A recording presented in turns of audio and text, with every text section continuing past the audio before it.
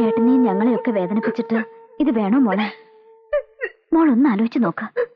എനിക്ക് ഏട്ടൻ ഇതിനെന്നെ കൊല്ലുവാണെ കൊന്നോട്ടെ, ഞാൻ ചത്തോളാം. മെല്ലെ പറയേ, ഇതൊന്നും ഏട്ടനോട് പറയാൻ നിക്കണ്ട. ഭ്രാന്ത് കയറി നിൽക്കുക. ഒന്നുമില്ലാന്ന് ഞാൻ പറഞ്ഞോളാം. പിന്നെ പിന്നെ സാവകാശം പറഞ്ഞ് മനസ്സിലാക്കിക്കോളാം. ഇപ്പൊ എന്തെങ്കിലും ചോദിച്ചാ കുട്ടിക്ക് അങ്ങനെ ഒന്നുമില്ലാന്ന് പറഞ്ഞാ മതി. ശശിനെ ഒരുപാട് തല്ലിയോ എടുത്തി?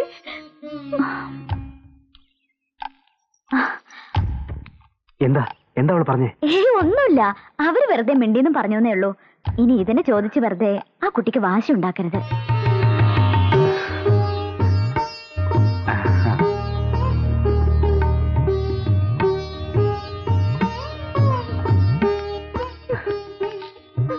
എന്റെ കുട്ടിയെ നേരത്തെ ഏട്ടനോട് പറഞ്ഞാൽ പോരായിരുന്നോ?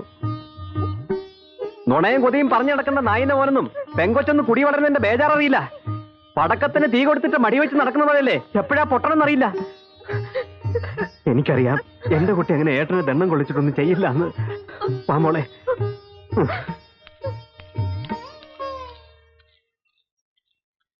കേട്ടതൊക്കെ ശരിയാ.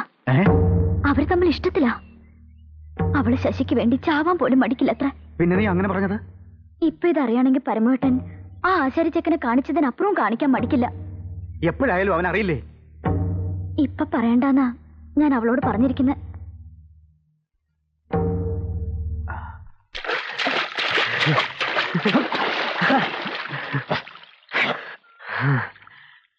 എടാ, നീ അറിഞ്ഞോ? ഒക്കെ വെറുതെയാ. എന്റെ കുട്ടിക്ക് അങ്ങനെയൊന്നുമില്ല. അവൻ മണത്ത് വെറുതെ പിന്നാലെ നടക്കുന്നേ ഉള്ളൂ എന്നവൾ പറഞ്ഞു. പറഞ്ഞു, ജഗദമ്മയോട് പറഞ്ഞു. അപ്പോഴത്തെ മൂച്ചിന് ഞാൻ ചോദിച്ച ഇടങ്ങേറാമെന്ന് പറഞ്ഞ് അമ്മാമ്മ എന്നെ കൊണ്ട് ചോദിപ്പിച്ചില്ല. അവന്റെ മനസ്സിൽ അങ്ങനെ പൂതി കാണും. പക്ഷെ എന്റെ കുട്ടി എനിക്ക് കിട്ടില്ല. ആ ചെക്കനെ കാലത്ത് ഞാൻ ആശുപത്രിയിൽ പോയി കണ്ടു. അവനും മറക്കാനും ഒഴിയാനും ഒന്നും തയ്യാറല്ല. പഴയ കാലമൊന്നുമല്ല. ഞാൻ ആലോചിച്ചിട്ട് അവർക്ക് രണ്ടുപേർക്കും അത്രയ്ക്ക് ഇഷ്ടമാണെങ്കിൽ നമ്മളായിട്ട് എന്തിനാ എതിര് പറയാൻ പോണത്? അവൻ ദേവാംശമുള്ളവനാ. ജാതിയിലവൻ മൂശാരി അല്ലെങ്കിലും വിശ്വകർമ്മ തന്നെയല്ലേ. ആലയെ നിർത്തി പണി പഠിപ്പിക്കണം. കണ്ണാടിക്കൂട്ട് പഠിക്കാൻ അവനെ ആ ദൈവം നിശ്ചയിച്ചിരിക്കുന്നത്. കോങ്ങാട്ട് മുത്തപ്പന്റെ മോഹം അതാണെങ്കിൽ അങ്ങനെ ആട്ടെ.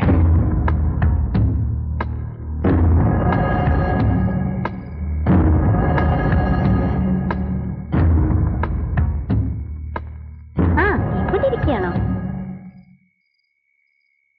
കുമാരേട്ട? ഉറങ്ങണില്ലേ? ഇല്ല, എനിക്ക് ഉറക്കം വരുന്നു. നീ ഉറങ്ങിക്കോ. നമ്മൾ ആശിച്ച പോലെ കല്യാണം നടക്കാത്തതുകൊണ്ട് നമുക്ക് ആ കൂട്ട് കിട്ടാൻ യോഗമില്ലാന്ന് കരുതി സമാധാനിക്കാം.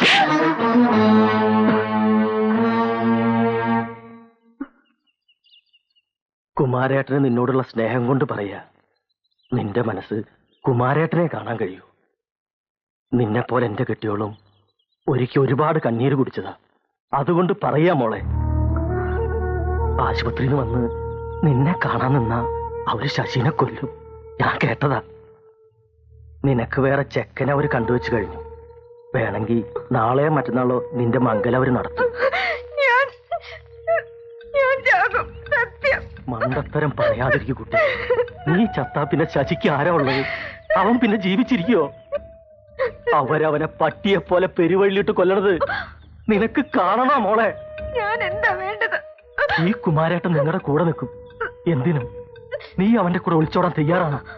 എങ്കിൽ ഞാൻ അവനെ ആശുപത്രി പോയി വിളിച്ചോണ്ട് വരാം. നീ തയ്യാറാണോ? പരമേട്ടനോട് പറയാണ്ട് എന്നെ കാണാണ്ട് വന്ന പരമേട്ടൻ വിഷമിക്കും. നീ ശശിയെ കൂടെ ഒളിച്ചോടി പോവാന്ന് പറഞ്ഞ് ഒരു എഴുത്തെഴുതി വെച്ചോ. ആദ്യത്തിന് ദേഷ്യപ്പെടുന്നേ ഉള്ളൂ. പിന്നെ അവനെ ഞാൻ പറഞ്ഞ് സമാധാനിപ്പിച്ചോളാം. നിനക്ക് ശശിയുടെ കൂടെ പൊറുക്കണമെങ്കിൽ ഇതേ ഒരു മാർഗമുള്ളൂ. നീ എന്താ ഇത്ര ആലോചിക്കണത്? ശശിയോട് നിനക്ക് അത്ര ഇഷ്ടമൊന്നുമില്ല അല്ലേ? പാവം, നിനക്ക് വേണ്ടിയവൻ എത്ര അടിയിടിയും കൊണ്ടുപോകും. കരയണ്ട. കൂടെ പോവാൻ മനസ്സുണ്ട് വെച്ചാ രാത്രി ഞാൻ വന്ന് വിളിക്കാം. ഞാൻ അവന്റെ അടുത്ത് കൊണ്ടാക്കാം. വരണം. ഞാൻ വരാം. എഴുത്തെഴുതി വെക്കാൻ മറക്കണ്ട. രാത്രി വന്ന് ഞാൻ വിളിക്കാം. വയ്ക്കോ.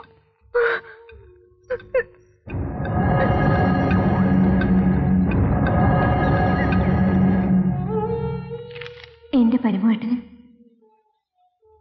എന്നോട് ക്ഷമിക്കണം. ഞാൻ ഈ ചെയ്യുന്നത് തെറ്റാണെന്ന് എനിക്കറിയാം.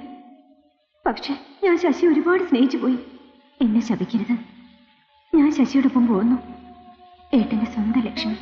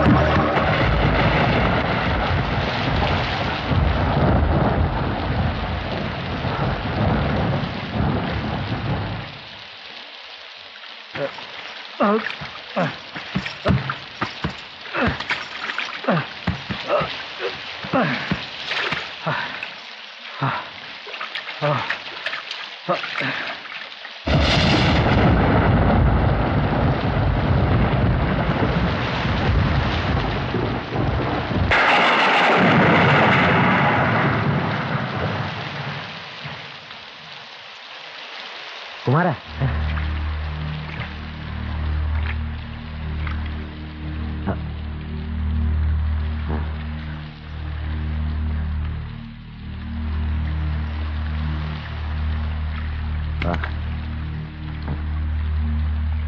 വാടാ.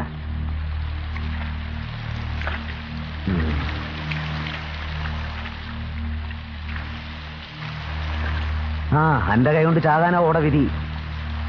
ഓ, എന്നാലും മഹാപാപമായി പോടാ. അല്ല, ഓളെ കൊന്നുകൊണ്ട് അനക്കെന്താ പ്രയോജനം? നീ അറിഞ്ഞില്ലേ അമ്മാമ അവളെ ശശിക്ക് കെട്ടിച്ചു കൊടുക്കാൻ പോകുന്നു. ഓ, ഞാൻ നിൽക്കേണ്ട കാലം അയാളെ മൂടും താങ്ങി നടന്നത് വെറുതെ. ആലയും കൂട്ടും ആ ആശാരി ചക്കന് ഞാൻ ജീവിച്ചിരിക്കുമ്പോൾ നടക്കില്ല.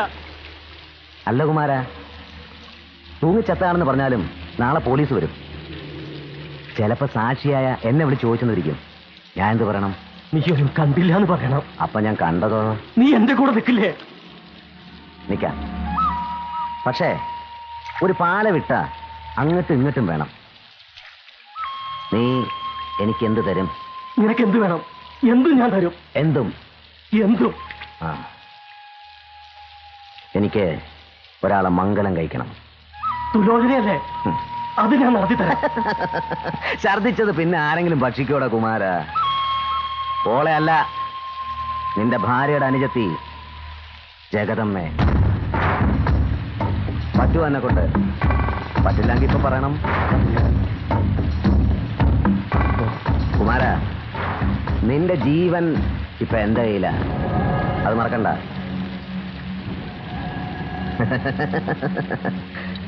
നീ എന്തിനാ ബേജാറാകുന്നത്? എടാ, ഞാൻ ജഗതെ കെട്ടിയ നമ്മളെല്ലാവരും കുടുംബക്കാരാവും. അപ്പൊ പിന്നെ എങ്ങനെയാടാ നിന്നെ എനിക്ക് കൊലമരത്തി കയറ്റാൻ മനസ്സ് വരിക? എല്ലാവർക്കും കൂടെ വിഷം വാങ്ങി തിന്നങ്ങൾ ചാവാം. മനുഷ്യന്മാരുടെ മുഖത്തെങ്ങനെ നോക്കും? കെട്ടിയവളെ ഇട്ടിട്ട് കണ്ടവളുടെ കൂടെ പോയ തന്തയുടെ സന്തതിയല്ലേ? ആ ഗുണം കാണിക്കാതിരിക്കുമോ? ചതിച്ചു. നമ്മുടെ ലക്ഷ്മി ലക്ഷ്മി തൂങ്ങി മരിച്ചു.